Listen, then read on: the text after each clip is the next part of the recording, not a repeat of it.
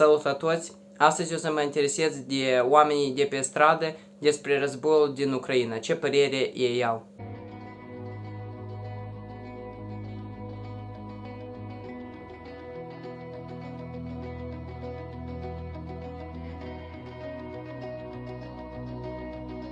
Ce te gândești despre războiul în Ucraina? Mă simt foarte detașat. Simt că, deși îl văd la știri și mai vorbesc cu șoferii de Uber, simt că nu există până când nu ajunge la mine în fața ușii. Aha, dar ce părere ai despre refugiații din Ucraina? Nu prea i-am văzut, nu prea am interacționat cu ei. Le doresc tot binele, îți dai seama că oricine putea să fie în locul lor, dar nu am o părere oarecare despre ei. Da, mersi, dar cum ți pare când și cum o să se termine toată nevoia, tot războiul acesta? E greu să știu când o să se termine, că nu știu de ce a început. Adică știu că Putin are pretextul că ar fi niște naziști, neonaziști în Ucraina, dar nimeni nu ia asta în serios. Și chiar tot ce face el este să dărâme locuri, știi? Nu are nimic de câștigat din asta și e greu să-ți dai seama când se termină ceva dacă nu are nimic de câștigat. What do you think about Ukrainian war in Ukraine? About the war, I mean, they really shouldn't fight for basically no reason. This fight is kind of useless. I don't see an end result that would benefit Russia and Ukraine equally. That's kind of my opinion. Spune și tu în română, că poate se aud și niște români.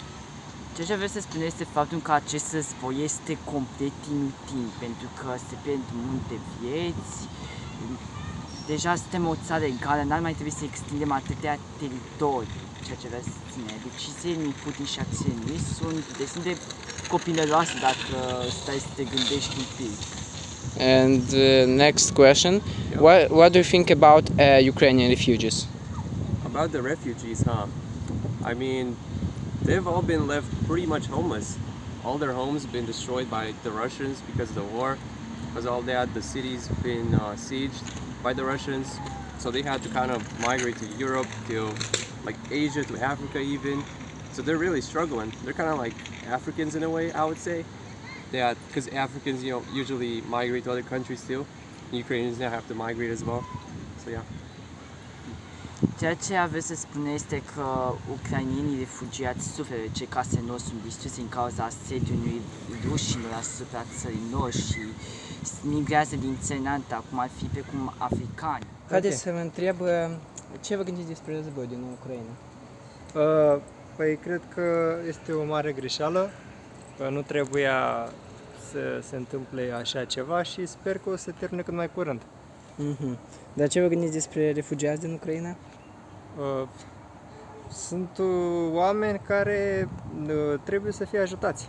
Bine, printre ei e posibil să fie și care au plecat, infractori și așa mai departe, dar majoritatea oamenilor de acolo trebuie ajutați. Vă gândiți când se termină și cum se termină războiul? Păi sper cât mai devreme.